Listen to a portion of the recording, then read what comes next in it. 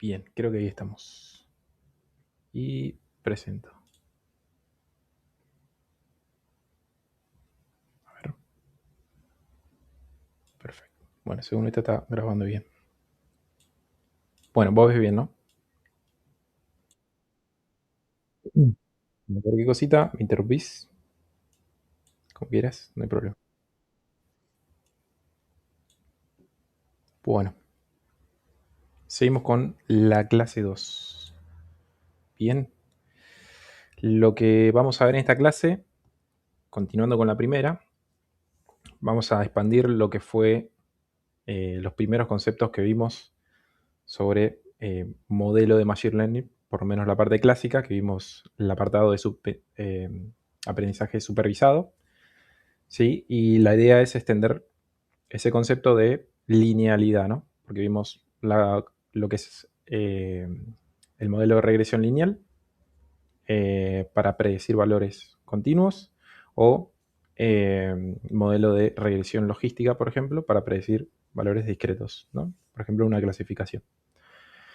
Ahora nos metemos bien en el siguiente algoritmo, que ya entra un poco en lo que vendría a ser la capa de Deep Learning, ¿sí? O aprendizaje profundo. ¿Sí? Concretamente vamos a ver o comenzar con lo que es el concepto de neurona para después abrirnos paso a lo que es el concepto de red neuronal, ¿no? O MLP o RRN, o como le quieren llamar, tiene varios nombres. Pero básicamente los conceptos que vamos a ver a grandes rasgos son estos. Vamos a ver el concepto de neurona artificial. Comúnmente a la neurona se le denomina como el perceptrón. Vamos a ver qué es una función de activación. Vamos a seguir hablando del descenso del gradiente, que es una aproximación vimos en la primera clase, y después lo que es tasa de aprendizaje o learning rate, ¿sí? Para luego después abrirse a lo que es una red neuronal densa, ¿sí? Vamos a ver una arquitectura, lo que es el algoritmo de backpropagation. Luego pasamos a los optimizadores, vamos a ver dos, el SGD y el ADAM. Algunos casos que suelen ocurrir cuando uno entrena esta clase de modelos o fenómenos, se les suele denominar overfitting.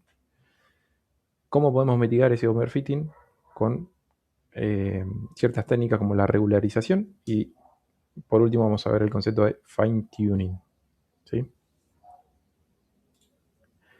Bien, arranquemos por el concepto base, el perceptrón. Bien, como bien dice ahí, el perceptrón es la unidad básica dentro de una red neuronal, ¿sí? Fue inspirada justamente para tomar la idea de las neuronas biológicas, las que tenemos todos los seres humanos. Fue propuesto por este señor de acá, Frank Rosenblatt, en los años 1958. Y la idea es justamente representar de alguna manera lo que son las neuronas biológicas, modelándolas a través de una expresión matemática, por ejemplo, siguiendo este concepto o esta idea, ¿no? De conexiones neuronales biológicas, pero viéndolo desde un lado más lógico, ¿no? En este caso, tenemos una imagen de una neurona, ¿sí? Tiene diferentes apartados. Fíjense, empiezo de izquierda a derecha. Tiene unas ramas como si fueran, sí, formas de ramas de árbol, que se le denomina dendrita. A su vez por dentro tiene como un circulito verde, vendría a ser el núcleo de la neurona. Luego tiene un cuerpo, se le denomina cuerpo celular, y al otro extremo de lo que sería la neurona tienen los axones, ¿no? El axón donde finaliza la neurona. Entonces, la idea de esto, o por lo menos la idea de general, ¿no? De una neurona es recibir pulsos electromagnéticos de otra neurona de entradas, ¿sí? Y enviárselas a través de no recuerdo el nombre en concreto, pero es enviar esa entrada, procesarla y derivar hacia otras neuronas para lograr lo que es una sinapsis, ¿no? Ahí me acordé. Justamente es para distribuir, digamos, esa conexión hacia otras neuronas que esté conectada a la misma. Si esto lo queremos modelar matemáticamente, esta idea, ¿no? Lógica de tener diferentes entradas, recibir ese estímulo y realizar la sinapsis, es decir, enviar la información a otras neuronas. Bueno, matemáticamente la podemos modelar de la siguiente manera, ¿no? Fíjense que en este apartado tenemos las entradas, ¿sí? Los X, lo que antes conocíamos como features también, o variables independientes, es exactamente lo mismo. Tenemos un bias, ¿sí? O lo que vendría a ser el sesgo también. En este caso, la imagen la determina como un 1. Y fíjense que para cada entrada corresponde un peso, ¿sí? Un determinado peso que también lo veíamos como ese valor que multiplica a la variable independiente. Luego, a partir de todas las entradas y los pesos para cada una de ellas, tenemos una suma ponderada, ¿sí? Esto vendría a representar el núcleo de la neurona, que sumado a eso, le sigue una función de activación, ¿sí? Que ahora vamos a ver bien qué es. Pero básicamente la representación lógica de una neurona se representa matemáticamente así, ¿no?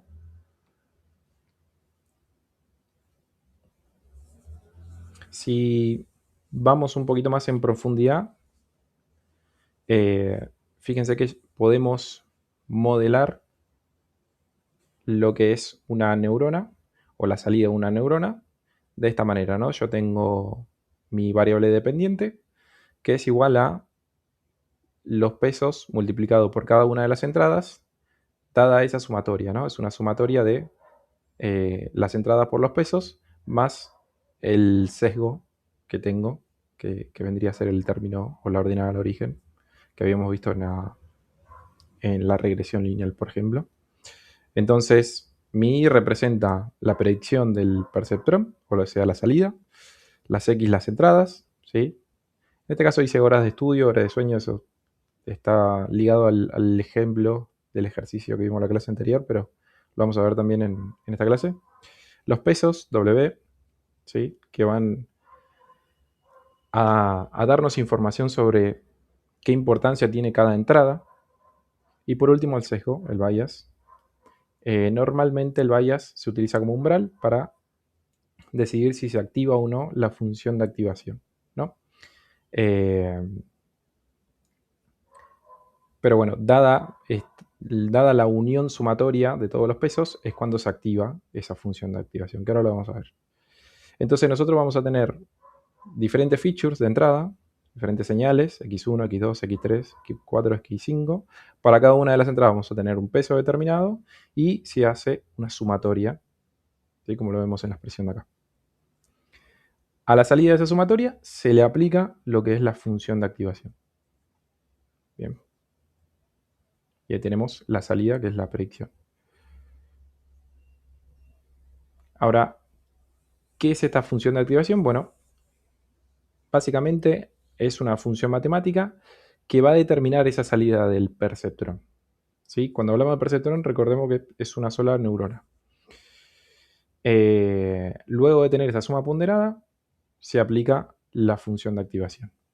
En este caso, tenemos esta representación, sigue siendo la misma, es un perceptrón, pero fíjense que hay un umbral que en este caso es igual a menos b, ¿no?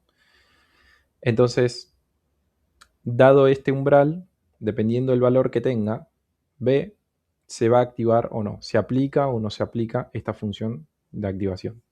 Bien, entonces,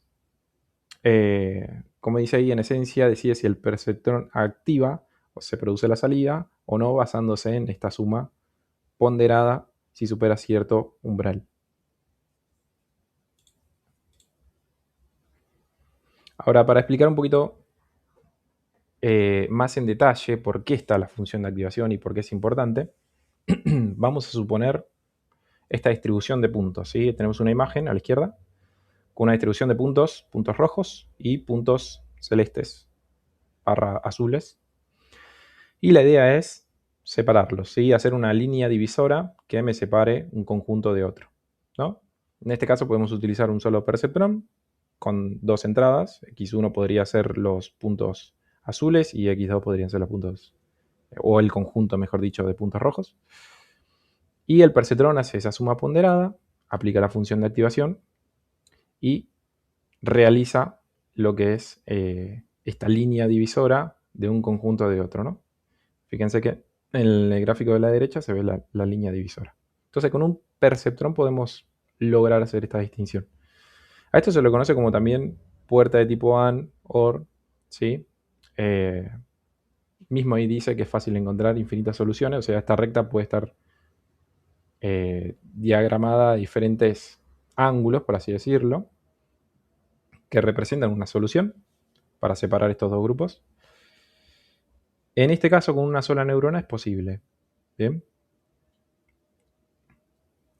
Ahora, si agregamos un conjunto más, por ejemplo, seguimos teniendo los dos conjuntos iniciales, los puntos celestes y rojos, pero agregamos además otros conjuntos rojos, ¿sí? Que están divididos o distribuidos de esta manera, rojo, celeste, rojo.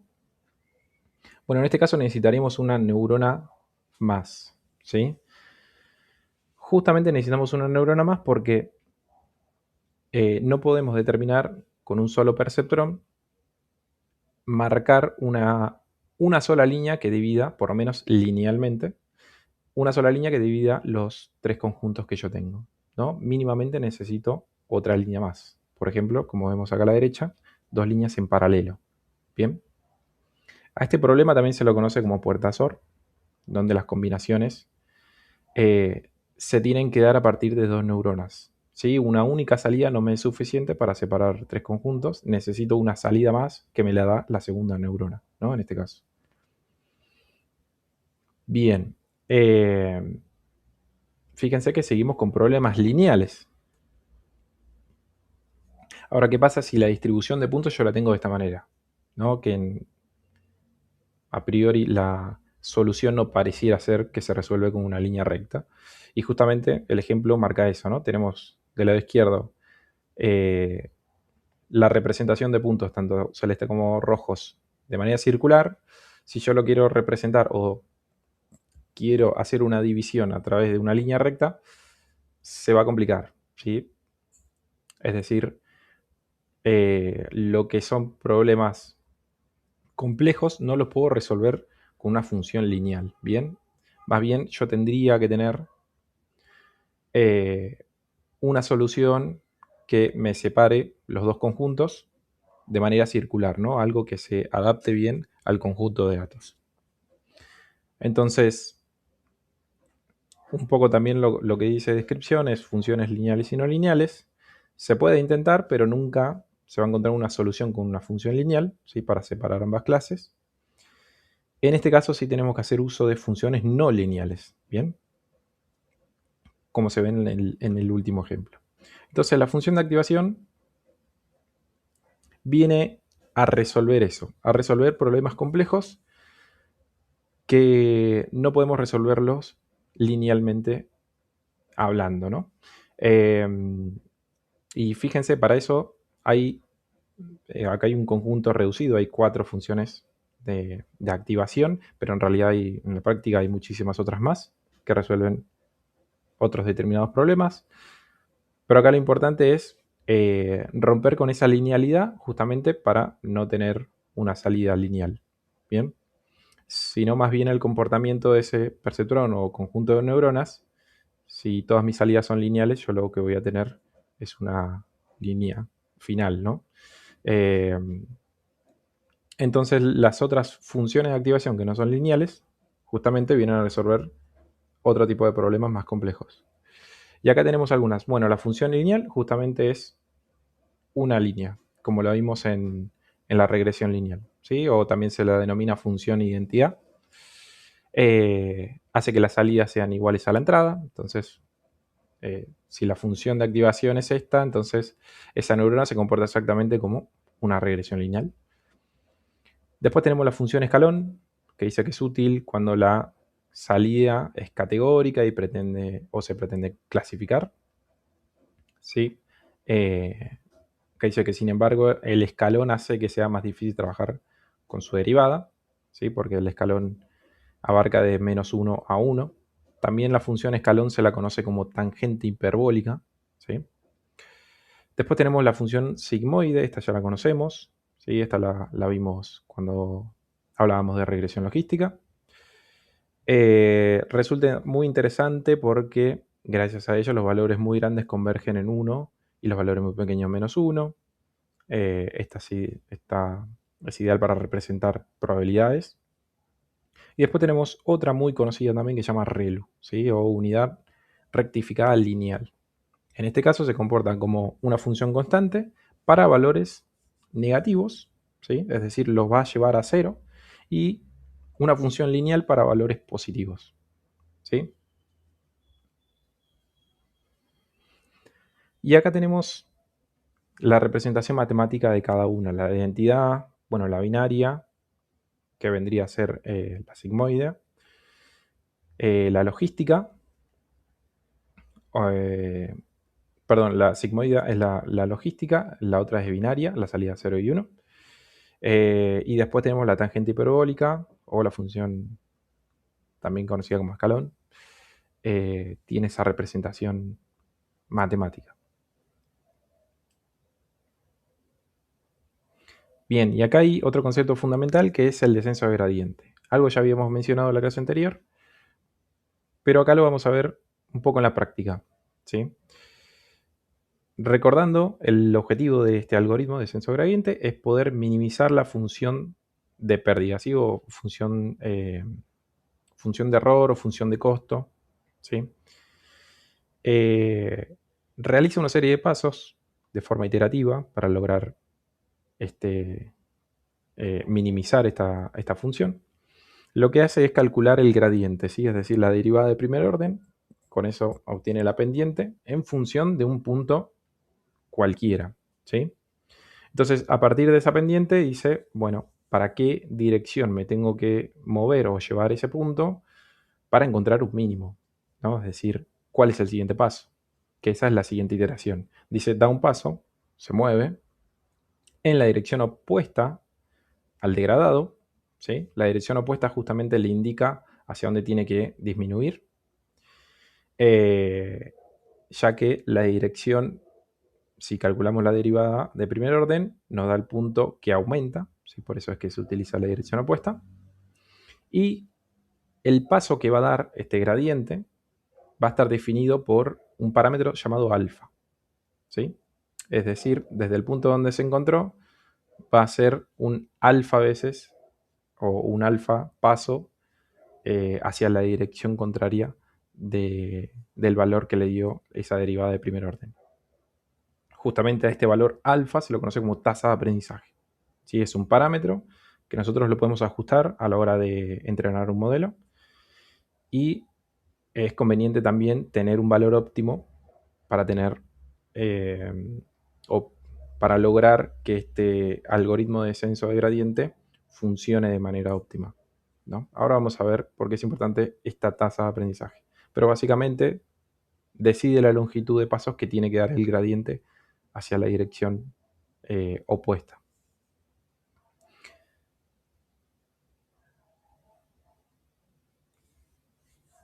Bien, el gradiente puede llegar a calcular justamente esa pendiente y encontrarse en un punto que puede ser tanto mínimo local o mínimo global, ¿sí? Acá en la gráfica de la izquierda lo marca o lo describe de alguna manera.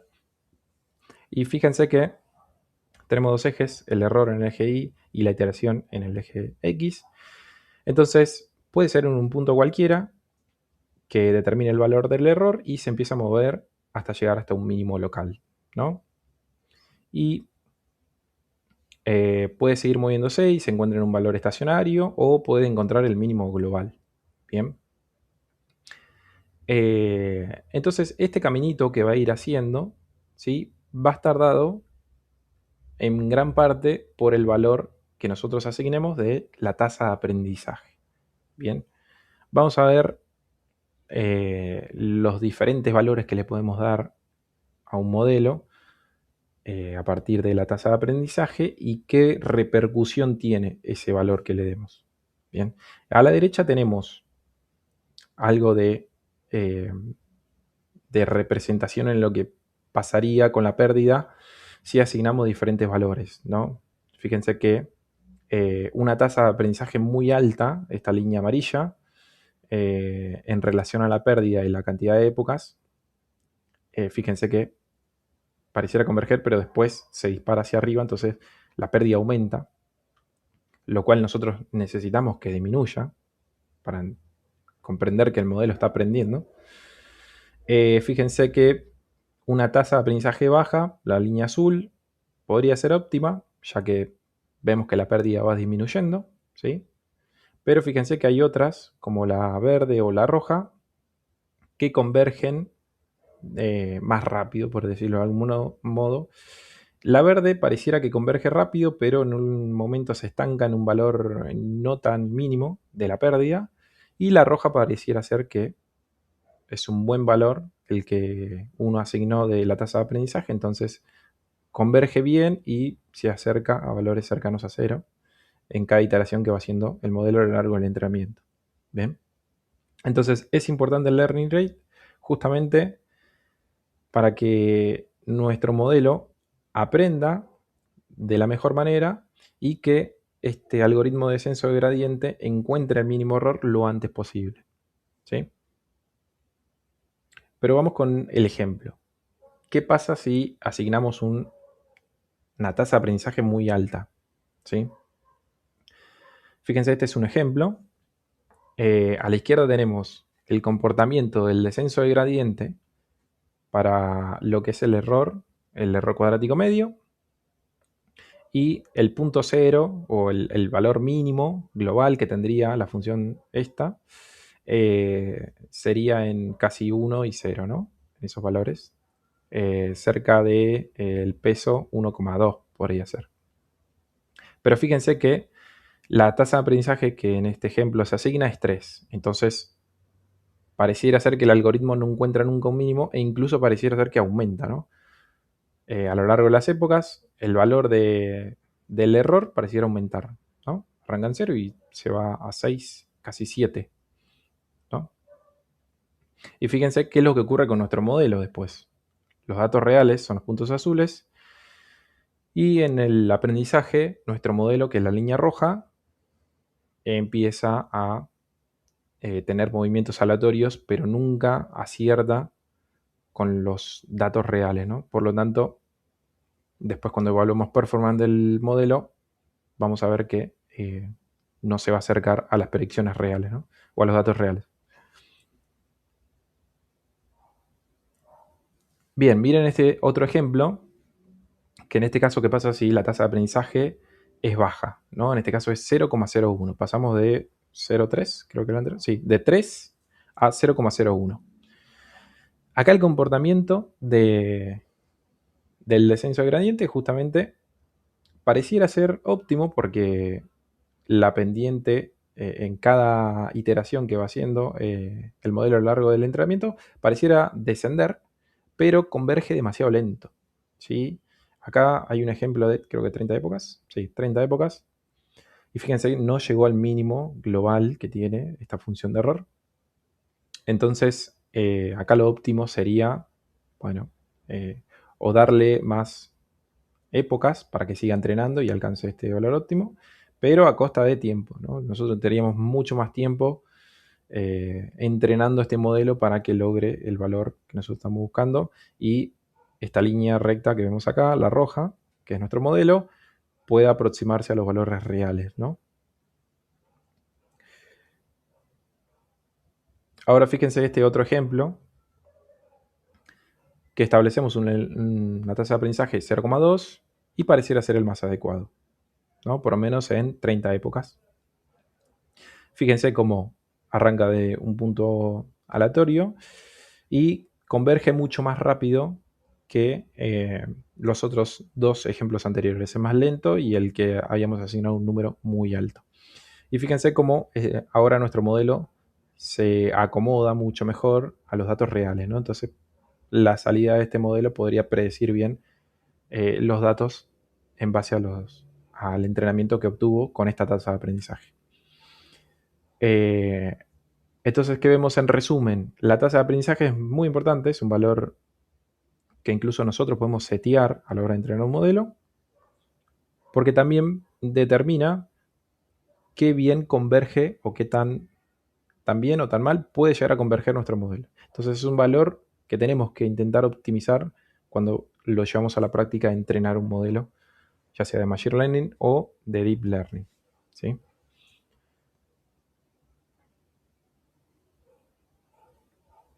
Bien, y ahora pasemos a lo que es una red neuronal. Vimos el perceptrón, es una única neurona. Con una única neurona podemos resolver problemas simples, quizás no tan complejos, pero simples. Ya vimos que se empieza a complejizar cuando tenemos un problema de tipo XOR, ¿no? Por ejemplo, necesitamos agrupar más de 3 grupos diferentes de puntos, o el comportamiento de nuestros datos no es lineal y necesitamos buscar algo no lineal. Entonces, ya cuando se excede o se complejiza aún más nuestro problema, necesitamos recurrir a más neuronas, ¿no? Entonces, la primera red neuronal se la conoce como densa en este caso, o MLP en inglés, que es de Multilayer Perceptron, si no me equivoco. Sí, Multilayer Perceptron, MLP.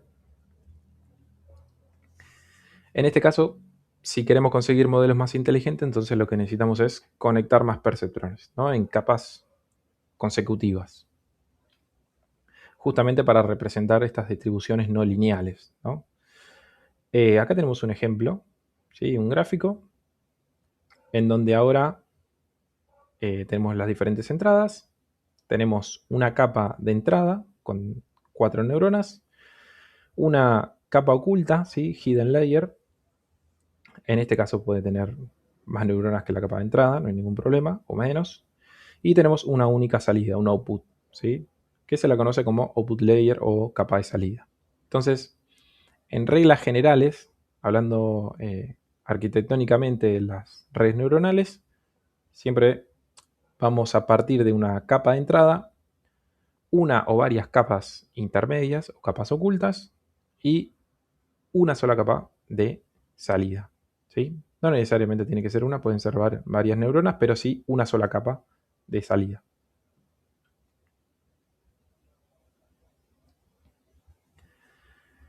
Bien. Acá en el caso de lo que es MLP, bueno, para 2 capas tenemos esta representación matemática que vendría a ser la capa oculta, ¿no? O sea, esta capa de acá, en donde se añade un parámetro más que es el estado, el hidden, ¿sí? O sea, esa capa oculta de neuronas. Justamente, bueno, esta es de la primera capa. Seguimos manteniendo la misma cantidad de entradas, seguimos manteniendo los pesos y tenemos otro parámetro más que es K. En este caso K, fíjense que está como índice superior, que justamente denomina el índice de la capa a la cual se hace referencia, ¿no? En este caso yo puedo tener, no sé, 1, 2, 3, n capas ocultas, entonces este K me representa en qué capa estoy. Y por último el sesgo, que ya lo venimos manejando de la ecuación anterior. Por ejemplo, acá tenemos, así sería el formato de salida de una red neuronal con 2 capas, ¿no? O sea, una capa de entrada, una oculta y otra, la última de salida, ¿no? Entonces, la representación matemática sería, bueno, tengo I igual a F índice 2, y lo único que se hace acá es multiplicar justamente el peso de la salida de una capa por la función de la salida de la otra capa, donde también tiene su peso y su variable de entrada, más el sesgo, ¿no? Fíjense, la primera parte vendría a ser lo que está entre paréntesis más en el centro. X1, perdón, W1 por X más B, 1, es la transformación lineal de los datos de entrada. La segunda parte se aplica la función no lineal a la capa, o sea, F1, todo lo que encierra a la primera parte. La tercera parte vendría a ser la otra transformación lineal que toma el resultado de la capa oculta. En este caso es W2 más B2. Vendría a ser esta parte de acá, B2. Y después lo que encierra toda la ecuación, F2, es la activación final que va a generar la predicción de esta red neuronal. Bien, y así los índices se van agrandando a medida que yo tenga n cantidad de capas o neuronas en mi red, ¿no?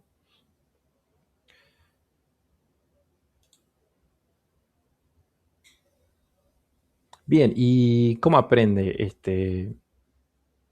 esta red neuronal que yo tengo n cantidad de neuronas conectadas? ¿Cómo aprenden unas de otras, ¿no? Entonces, hay un algoritmo fundamental en lo que es el entrenamiento de redes neuronales que se llama backpropagation, ¿sí? O propagación hacia atrás.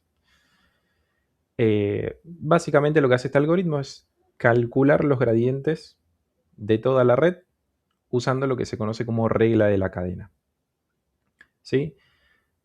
Primero se hace una iteración hacia adelante, es decir, que la red neuronal con los pesos inicializados y con las variables de entrada haga una predicción. Ese paso adelante se llama forward pass, ¿sí? O feed forward. Entonces, esta propagación va desde la capa de entrada, pasa por las capas ocultas y se da un resultado en la capa de salida, ¿sí? Es la predicción de la red normalmente. Ahora, esa predicción que dio la red puede estar o muy cerca o muy lejos del valor real, ¿bien? Como segundo paso, lo que se hace es calcular la pérdida para saber qué tan lejos o qué tan cerca estoy de la predicción de la red con el valor real. Una vez que se calcula la pérdida o el error, ahí se aplica lo que es el backward pass o paso hacia atrás, que es donde se propaga ese error, es decir, se van actualizando todos los pesos y se calculan los gradientes, capa por capa. Bien, una vez hecho esto, se aplica el descenso del gradiente. Bien, es el algoritmo que vimos al inicio. Acá lo tenemos un poquito más detallado. Bien, fíjense, nosotros cada vez que iteramos o entrenamos un modelo, establecemos un número de épocas, que va a ser la iteración que nuestro modelo va a leer el conjunto de datos en n cantidad de iteraciones, ¿no? En este caso, bueno, una iteración 2 hasta n. Inicialmente va a leer ese conjunto de parámetros. Y fíjense que tenemos de este lado la red neuronal, donde tenemos la capa de entrada con las n cantidad de features, las capas ocultas, que pueden ser una o más, y la capa de salida, ¿no? Una vez que nuestro modelo arrojó una predicción, ¿sí? Lo que se hace es, bueno, calculo el error y aplico backpropagation, ¿no? Es decir, tengo que ir actualizando cada peso de la entrada para ajustarlo y que después ese error se minimice lo más posible a través del descenso de gradiente, como lo vimos en filminas anteriores.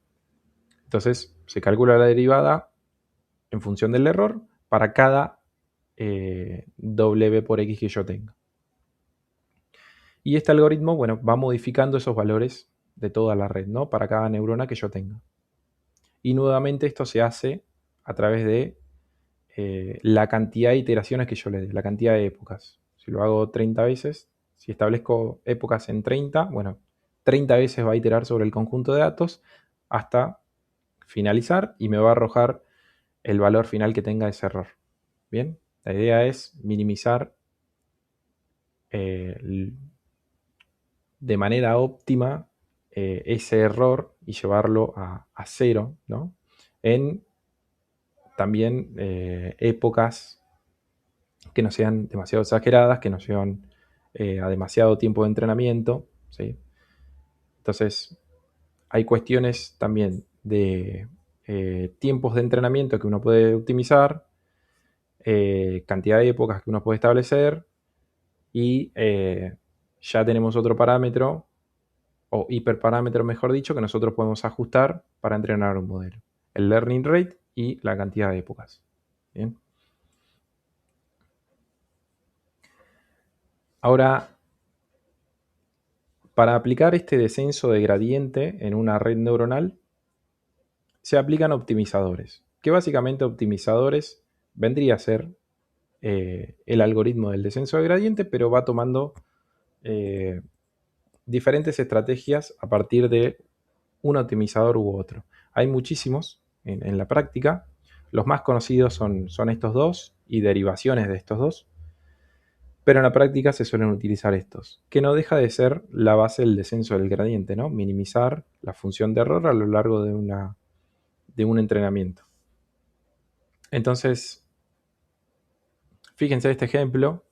Estos dos algoritmos que ejecutan el descenso de gradiente, uno es SGD, vendría a ser el descenso de gradiente estocástico.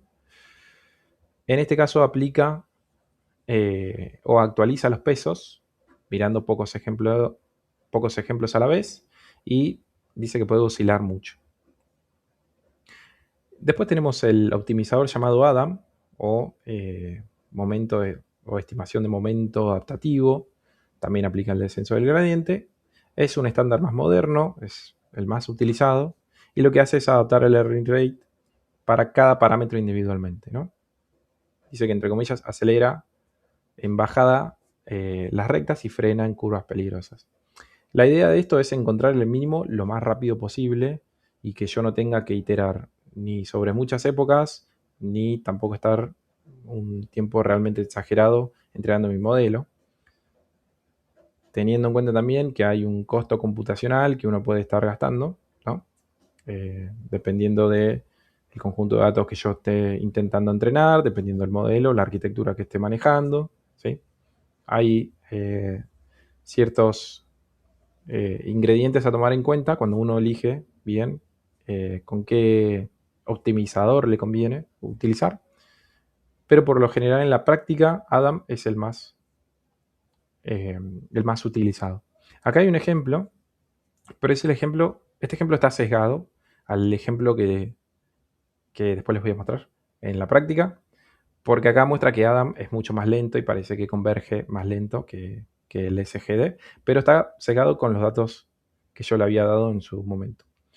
Pero sirve como ejemplo porque fíjense que es una gráfica de trayectorias en donde un punto mínimo muestra cómo ambos algoritmos se comportan para encontrar ese punto, ¿no? Y no siempre para encontrar este mínimo global, por ejemplo, no siempre el camino es recto, sino que el algoritmo puede estar dando vueltas o converger hacia un punto y después ir derecho hacia ese punto mínimo. Entonces, el comportamiento de los optimizadores suelen más o menos manejarse de esta manera. Ya le digo, en la práctica con Adam, con muchos más datos, con otro conjunto de datos, se suele utilizar más, es más popular que el SGD. Pero bueno, en este caso yo tenía un conjunto de entrenamiento que creo que era el de horas estudiadas y la nota. Para ese caso, que era súper simple, el SGD funciona mejor que el Adam.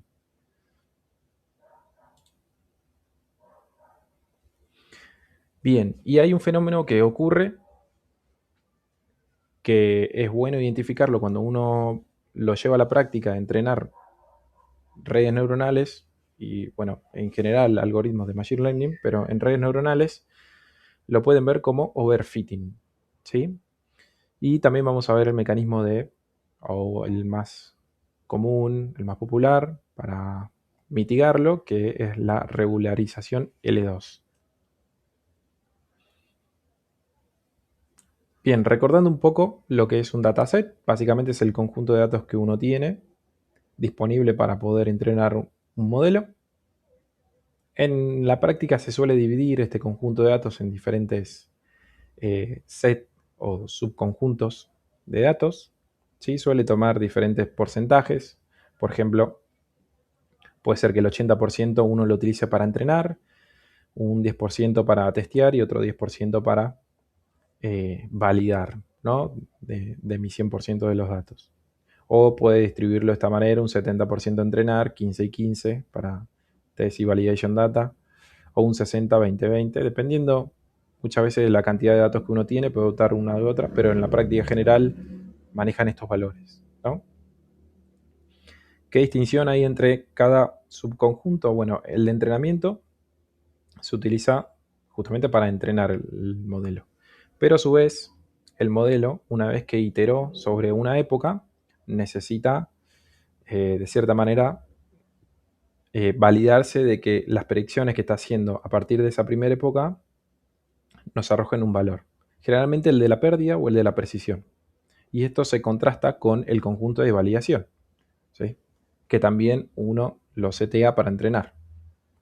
Pero no se entrena, simplemente ese mini conjunto de 10 o 15% se utiliza para validar. Es decir, el modelo arroja predicciones y verifica qué tan cerca o qué tan próximo está o no de este conjunto de validación. Bien, por eso se llama validation data. Y el de test data son datos nuevos. La idea es que este conjunto no esté en el entrenamiento, sino que esté posterior, ¿no? Entonces uno testea, una vez que tenga una versión preliminar de su modelo entrenado, contra nuevos datos. Y estos datos no debería haberlos visto nunca el modelo o procesado, ¿sí? Entonces, por eso este test data se utiliza como aparte para validar también y arrojar métricas una vez que uno tiene una versión del modelo ya entrenado.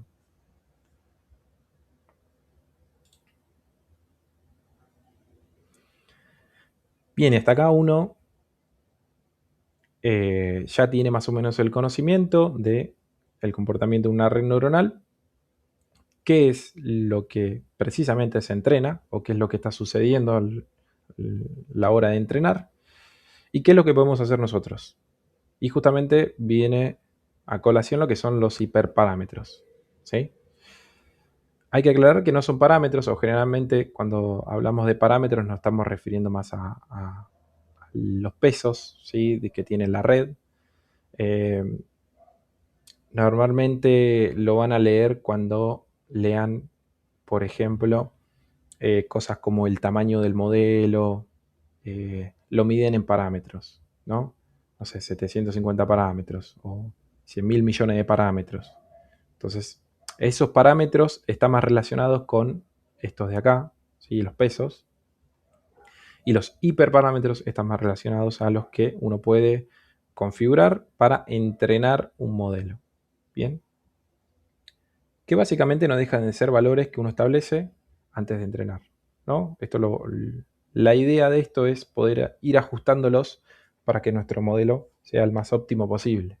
Uno ya lo vimos, que es la tasa de aprendizaje, el learning rate. Es uno de los más críticos, ¿sí? Ya lo vimos. Si elegimos una tasa incorrecta, puede ser que nuestro modelo jamás haga una convergencia óptima. El número de épocas, es decir, la cantidad de veces que el algoritmo va a iterar o va a procesar ese conjunto de datos en el entrenamiento. El tamaño del lote, este es algo que no habíamos mencionado antes, pero está agregado acá, o batch size. ¿Sí? Básicamente es la cantidad de ejemplos de datos que el modelo va a mirar a la vez antes de hacer una actualización de sus parámetros, ¿sí? O sea, por época. Por ejemplo, puede ser que mi conjunto de datos sea tan grande que yo no puedo darle en una época entera o en todo su entrenamiento todo ese conjunto a la vez. Entonces tengo que dividirlo en lo que se conoce como lotes o batch, que los vaya leyendo de, por ejemplo, de 32, ¿no? Entonces se evalúa 32 ejemplos hasta completar todo ese lote hasta completar todo ese tamaño de entrenamiento, ¿no? Dividido en 32. Esto también tiene una relación con en dónde yo estoy entrenando el modelo, qué máquina estoy utilizando, qué hardware, ¿sí? Acá puede ser que ocurran los mayores errores relacionados con la pérdida de memoria o memoria ilimitada, ¿sí? Acá se utiliza mucho la RAM también, en donde justamente esos ejemplos van almacenados a la RAM, y si la RAM es muy pequeña para lo que es el entrenamiento, uno tiene que ir haciendo este ajuste de batch size y elegir menos ejemplos, porque si no, puede ser que en un entrenamiento se corte el entrenamiento a la mitad porque no tenías más espacio en la RAM y te salta un fuera de memoria o un error por el estilo. Entonces es un parámetro también a considerar, sobre todo en el hardware que está utilizando, ¿no? Para entrenar. Bueno, la arquitectura en sí, ¿sí? La cantidad de capas ocultas que voy a asignar, el número de neuronas, la arquitectura, cómo va a estar compuesta esa red, pero básicamente es capas ocultas y cantidad de neuronas y cantidad de neuronas que va a estar por capa. Y acá hay un parámetro más que añadí, que es la tasa del dropout, ¿sí? Esto se suele manejar también en redes neuronales, que también sirve para regularizar. Ahora vamos a ver concretamente qué es la regularización, pero en este caso, el dropout, entre comillas, se apagan aleatoriamente un porcentaje de neuronas cuando se entrena, ¿no? Eh, Esto sirve para que también eliminar de cierta manera que la red o que cierta parte de la red aprenda o tenga los valores más actualizados que otra parte de la red, ¿no? Entonces, con esto se busca que el modelo, ¿sí? O el resultado de nuestro modelo generalice aún más con los datos de entrada y no tanto eh, con, con resultados que no terminan siendo óptimos, dada que cierta parte de la red sí se ha aprendido los datos y otra parte no. Entonces se suele utilizar lo que se conoce como dropout.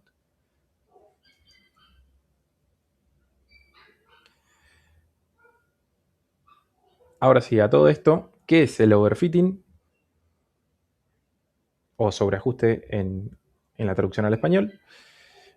Y ocurre cuando un modelo memoriza mucho los datos de entrenamiento en lugar de aprender patrones generales. Esto de lo que le mencionaba, buscar la generalización, ¿sí?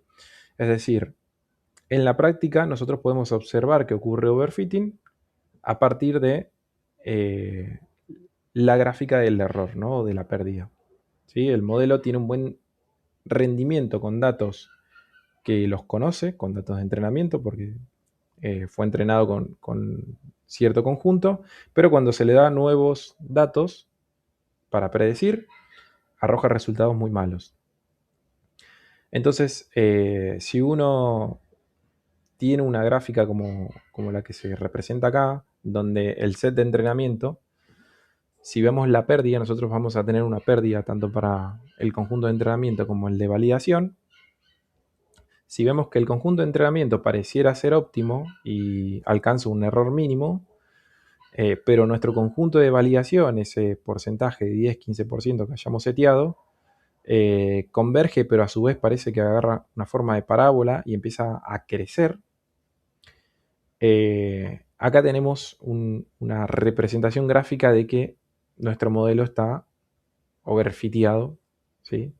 Está sobreajustado a los datos de entrenamiento, ¿sí? Entonces, si tenemos un resultado como este y tenemos la salida de nuestro modelo, le damos datos de entrenamiento y va a responder muy bien, va a predecir muy bien, pero cuando le demos datos nuevos, va a terminar siendo una predicción muy mala, ¿no? Y esto en la práctica suele suceder. Entonces, podemos ver signos de overfitting evaluando la pérdida de esta manera. La pérdida de entrenamiento y la de validación.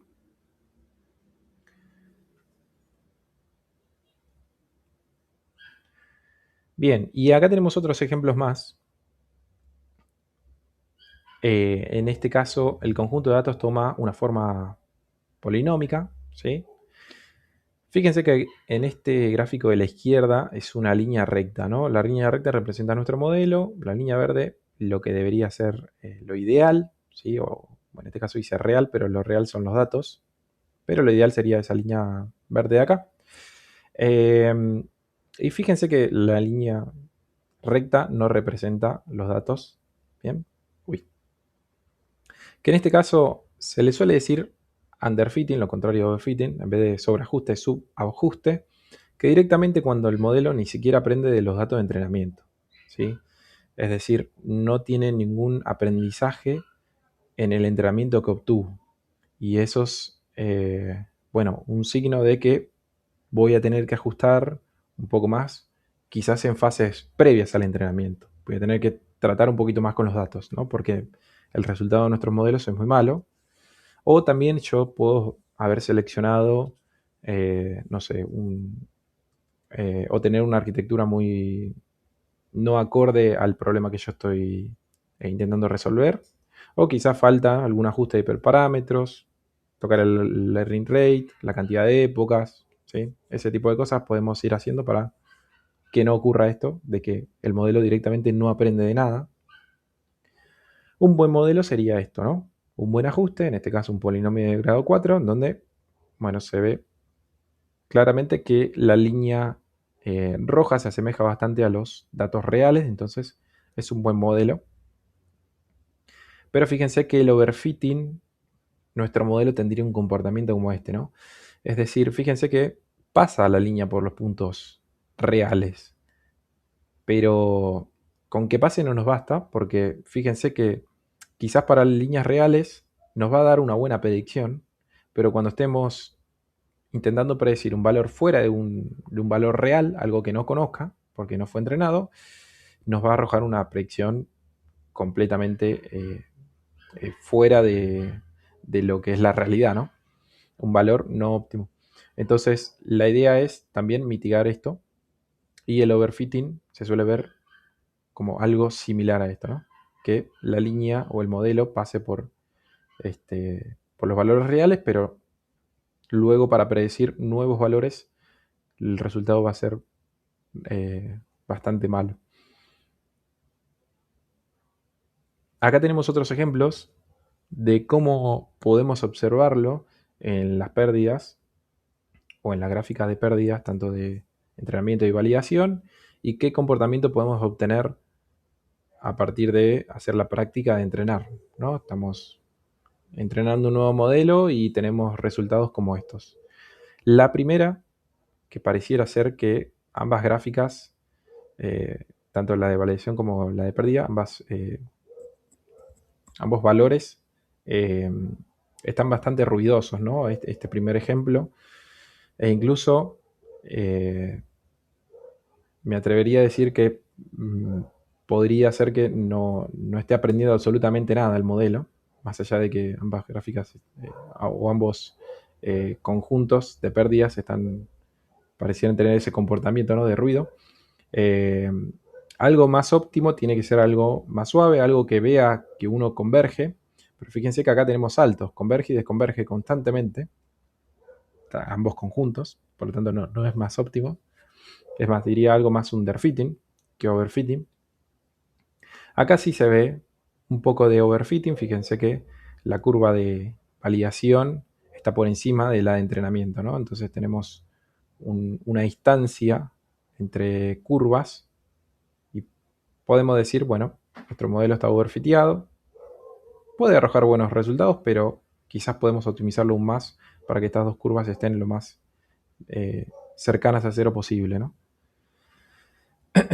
Esto es lo mismo, fíjense, tienen un poco más de ruido, ¿sí? El ruido puede ser de ajuste de datos que tengamos que hacer, de normalización, puede ser ajuste de hiperparámetros.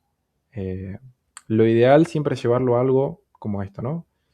Que sea una curva suave y que estén lo más juntas posible, que se vea que converjan, ¿sí? Y en la menor cantidad de épocas posibles, ¿no? Pero todo va a estar definido a partir de nuestros datos y del set de valores que le hayamos dado a los hiperparámetros. Bueno, y nuestro algoritmo, ¿no?, de red neuronal. Acá abajo tenemos otros ejemplos. Esto puede ocurrir también.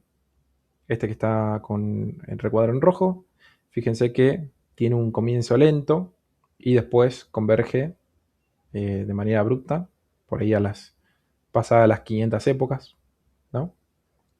Y esto puede ocurrir, ¿sí? Que sea un comienzo lento, puede ser que a los algoritmos, los optimizadores que aplican el descenso de gradiente, todavía no encuentren los valores óptimos para encontrar esa pérdida que les permita converger, ¿no? Entonces, todavía en las primeras épocas están en lo que se conoce como un slow start, un inicio lento, pero una vez pasada cierta determinada cantidad de épocas, empieza a converger y bueno, vemos un resultado mucho mejor.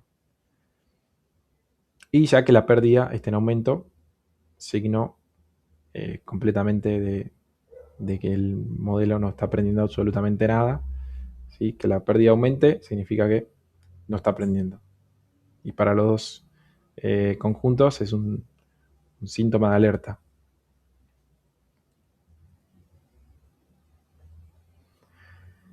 Bueno, ¿cómo mitigamos de cierta manera lo que se conoce como overfitting? Y hay un efecto, ¿sí? Una aplicación que podemos hacer matemática que se llama regularización L2. También la van a encontrar como weight decay, ¿sí? O, sí, con esos nombres.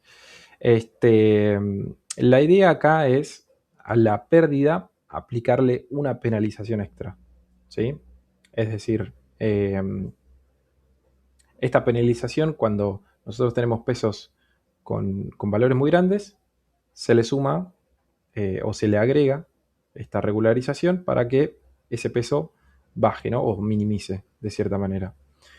Entonces, de cierta manera también dice que obliga a la red a buscar estos patrones simples.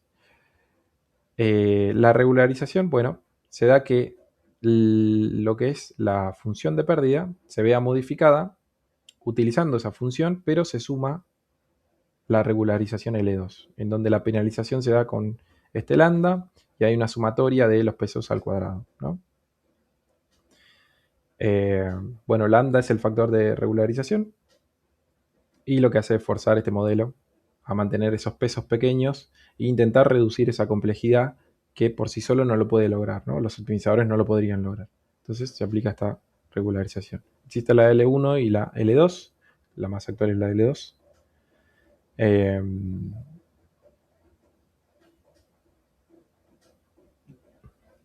Bien, estaba mirando si había un comentario. Bien, ¿qué efecto produce aplicar L2? Bueno, vamos a ver que ahora la curva de nuestro modelo, si lo enfrentamos con los datos reales, es un poquito más suave, ¿sí? No digo que es lo ideal o vamos a encontrar el modelo ideal, pero sí suaviza de cierta manera nuestro modelo y podemos acercarnos más a esos datos reales. Obviamente esto reduciendo aún más el fenómeno de overfitting. Fíjense que si no regularizamos nada, seguimos teniendo el comportamiento de overfitting. Por ahí el modelo pasa por los datos reales, pero a la hora de predecir lo hace muy mal. Esto es con un lambda igual a 0. Con un lambda igual a 0,001, lambda muy pequeño, ya vemos una mejoría, ¿no?, en relación a lo anterior. Ya vemos una curva que, bueno, podría aproximarse a un modelo que es óptimo con estos datos. Y pasa algo similar con el learning rate, que si es muy grande el lambda, puede ser que no regularice, sino hace todo lo contrario. El modelo por ahí termina siendo algo no óptimo y pasa de algo suave a algo que se desvíe de los modelos, de los datos reales, ¿no? Entonces también hay que encontrar un parámetro adecuado para lo que es el L2, o mejor dicho, setear el lambda correctamente para regularizar bien la curva de nuestro modelo.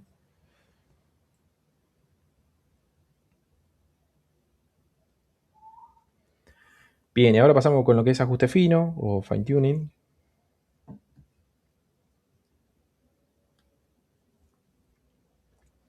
Y básicamente es una técnica que comprende lo que es la transferencia de conocimiento, transfer learning, ¿sí?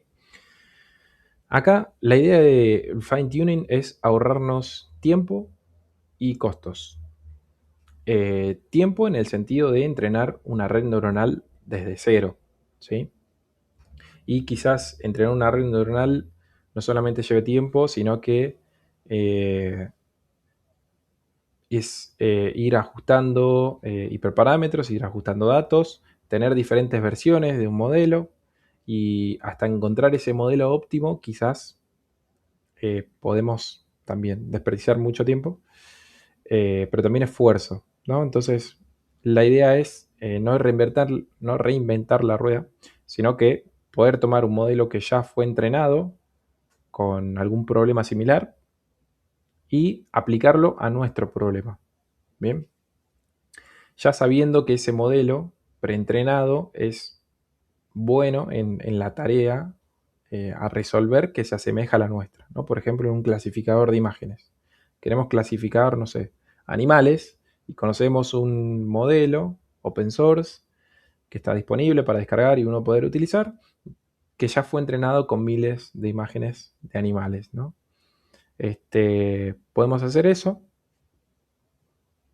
En este caso, en este caso se toma ese modelo preentrenado para una tarea A que fue entrenado con muchos datos. Normalmente se toma un modelo un modelo grande con buena performance en esos datos que fue entrenado.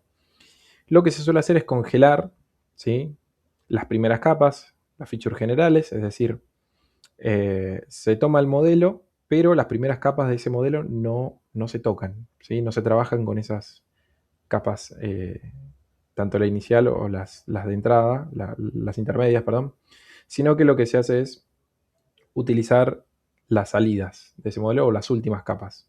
Bien, justamente utilizando las últimas capas de ese modelo, yo reduzco los tiempos de entrenamiento, yo ya tengo un conocimiento previo, o mejor dicho, ese modelo tiene ese conocimiento previo, y yo lo ajusto con los datos que yo dispongo, ¿no? Que probablemente en la práctica se suelen utilizar, en la práctica sencilla, se suelen utilizar datos o cantidades menores de datos a lo que fue entrenado el modelo real, ¿no? Por eso es que acá en la gráfica dice Big Data Set, gran conjunto de datos para el modelo que yo estoy tomando como referencia y lo quiero entrenar o ajustar a mi pequeño dataset, ¿no? Quizás yo no tengo la gran cantidad de datos que fue entrenado, pero ya tiene este conocimiento. Entonces, con un pequeño ajuste que yo le haga con mis datos, puede ser que tenga un modelo ajustado y con esta versión es bueno para resolver la tarea que a mí realmente me interesa. Entonces, con pocos datos,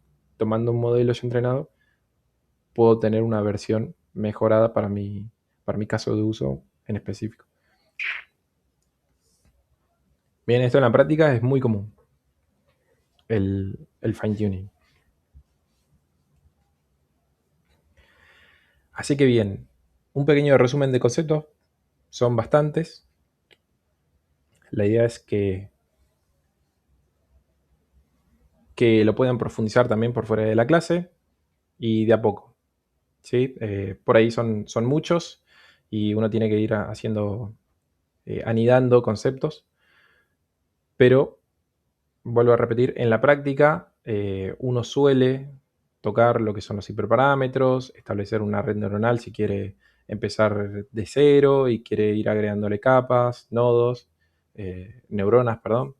Y mínimamente estos conceptos uno los tiene que entender para saber no solamente entrenar, sino qué pasa después, si está overfiteando el modelo, si no, si tengo que hacer algún tipo de ajuste. O mismo si quiere aplicar fine tuning, tomar un modelo entrenado, bueno, ¿cómo lo hago? ¿Cómo lo reentreno? Eso también es una buena práctica. Entonces, las bases es el perceptrón, una sola neurona, es la unidad básica. ¿Sí? Lo que hace el perceptrón en su función más pura, por decirlo de algún modo, es una función lineal. y es igual a Wx más b. Bien. La función de activación corrompe lo que es la linealidad de la salida de ese perceptrón. Bien. Incluso yo puedo resolver otro tipo de problemas, ¿sí? A partir de esta función base, que es una línea, puedo resolver problemas de clasificación aplicando, no sé, la salida de la sigmoidea, por ejemplo, ¿no? El perceptor multicapa es una red neuronal. Bien, se le denomina red neuronal densa porque normalmente están todas conectadas. ¿Sí? Full connected también pueden encontrar esa terminología. Pero básicamente es el conjunto de perceptrones todos conectados. Y siempre tienen esta estructura. Capa de entrada, que van a estar relacionadas con las features de entrada que uno tenga. Capas intermedias o capas ocultas, ¿sí? Con n cantidad de neuronas. Y después una sola capa de salida, que es la predicción de la red.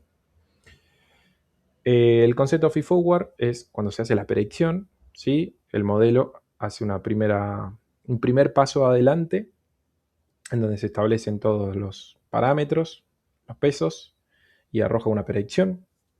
Una vez teniendo esa predicción, se compara o se calcula, mejor dicho, el error a partir de la predicción y los datos reales, y luego se van ajustando los pesos con el algoritmo de backpropagation, ¿bien? Haciendo lo que se conoce como propagación hacia atrás, ¿no? Luego está el optimizador, que justamente es el patrón del algoritmo del descenso de gradiente. El overfitting, justamente cuando ya tenemos una versión de nuestro modelo, queremos saber qué tan bien o qué tan mal está prediciendo. Entonces, podemos notar si tenemos overfitting a través de las gráficas o las representaciones de la pérdida de nuestros conjuntos del entrenamiento y validación. Siempre se recomienda para entrenar un modelo mínimamente esos dos conjuntos, ¿sí? Guardarse un 80, un 70% de entrenamiento y un 20, un 30% de validación. Ya luego, si uno quiere separar nuevos datos para después hacer otro tipo de métricas, lo puede hacer, pero para el entrenamiento por lo menos esos dos sets tienen que estar. Y uno puede visualizar si ocurre overfitting o no, si converge, si no converge, si tiene un inicio lento, como lo vimos, si tengo que aplicar una regularización o no. Y por último, bueno, el fine tuning, la práctica más común y la más aceleradora es tomar un modelo ya entrenado, que fue entrenado previamente con muchos ejemplos, para una tarea que se asemeja a la que yo quiero realizar, ¿no? Entonces, uno reentrena utilizando las últimas capas de ese modelo, ¿sí? Se congela el resto, yo solamente tomo las últimas capas, entreno esas últimas capas, es mucho menos que entrenar toda la red completa, aplicado a mi conjunto de datos en específico. Bien, eso sería el resumen de esta sesión. Acá les dejo algunos enlaces de referencia, ¿sí? Que pueden utilizar. Y nada más. ¿Cómo venimos, Augusto? Perdón, no me detuve a preguntarte algo.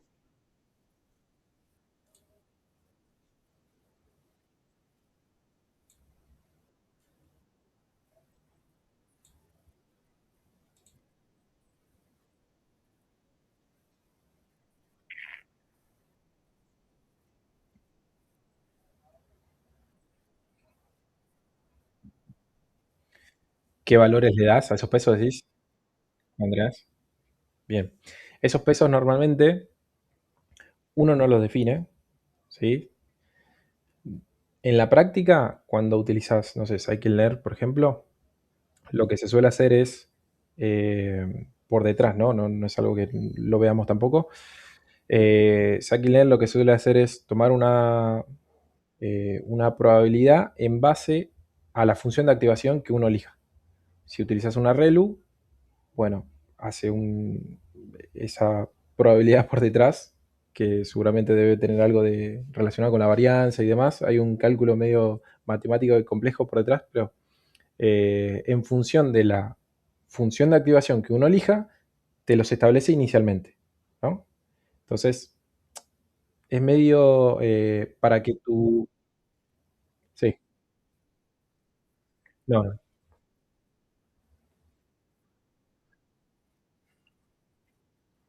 Sí, sí estás utilizando una librería. Si lo haces vos, tenés que ponerle uno vos. Sí, ya lo vamos a ver en la práctica. Pero normalmente eh, también me han llegado esas dudas de, ¿y esto cómo se setea? Pero normalmente las librerías o los frameworks ya te lo hacen automáticamente en función de la función de activación que uno utilice. Y así uno, en realidad te lo hacen como para que tu modelo encuentre ese valor óptimo lo más rápido posible, que converja bien, que la función de activación tenga un sentido, ¿no? Porque están acotadas en cierto rango y si seteas cualquier tipo de valor, quizá la función de activación no se activa nunca, te quedan neuronas inservibles. Entonces suele pasar eso en la práctica.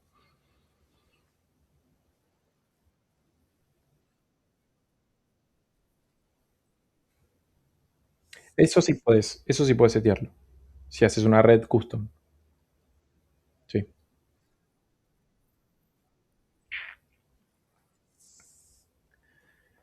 Como referencia, hay arquitecturas de referencia que puedes tomar, pero en la práctica real es pura prueba y error.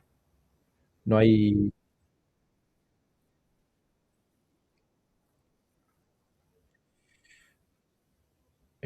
Si la hay estrictamente, no la sé, pero ya te digo, definir una arquitectura de red neuronal es, es muy complejo y normalmente cuando uno hace, por ejemplo, fine tuning, toma una red que fue entrenada, pero esa entrenada ya tiene una arquitectura, digamos, ¿no? Fue establecida de cierta manera. Entonces, lo que se suele hacer, creo que a día de hoy se sigue haciendo, no estoy del todo seguro, pero antes, por ejemplo, para saber si una red neuronal clasificaba bien las imágenes, hay una, a ver si lo puedo encontrar, ImageNet, no sé si lo tenés. Es una organización que tiene un montón de conjuntos de imágenes de todo tipo, de, no sé, vehículos, de cosas, de lo que sea, ¿no? Bueno, sí, está funcionando esta página. Eh, que lo que hizo hace años atrás fue abrir un concurso abierto a la comunidad y que cada uno proponga una red con este conjunto grande de imágenes que ellos tenían, ¿no? Lo disponibilizaban para ese concurso, la gente se anotaba, creaba redes y el ganador, bueno, más allá de tener un premio, era reconocido y se tomaba como base esa arquitectura. Entonces, a partir de ahí empezaron a evolucionar nuevas bases sobre una arquitectura ya hecha. Pero no hay algo como definido o teórico que te diga, seguí este camino que vas a encontrar algo óptimo para tus datos. Pues justamente ahí está la complejidad de la naturaleza de los datos que uno esté utilizando. Entonces, las arquitecturas conocidas que uno toma, e incluso los modelos que uno toma para hacer fine-tuning o traffic learning, son redes neuronales de la propia comunidad que la hizo popular. Bien. Este ImageNet está muy bueno la evolución que hicieron. Después lo van a ver, seguramente lo van a ver con Mauro, pues es la parte que sigue. Pero las redes neuronales convolucionales está muy bueno ver la línea de tiempo de cómo fue evolucionando cada red. Y esta gente de ImageNet fue haciendo nuevos concursos cada año y cada año se iba mejorando la gente, ¿no? Iban compitiendo, iban saliendo nuevas redes. eh, hasta no sé cuál será la última mejor que hayan clasificado. No sé si siguen haciendo este tipo de concursos. Eh,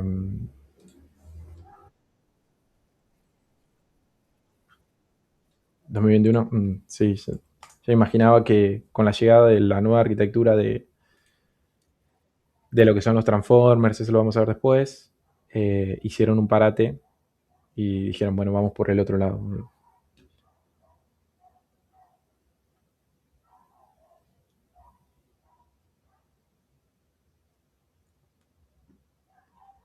Bueno, a ver, voy a tener la grabación.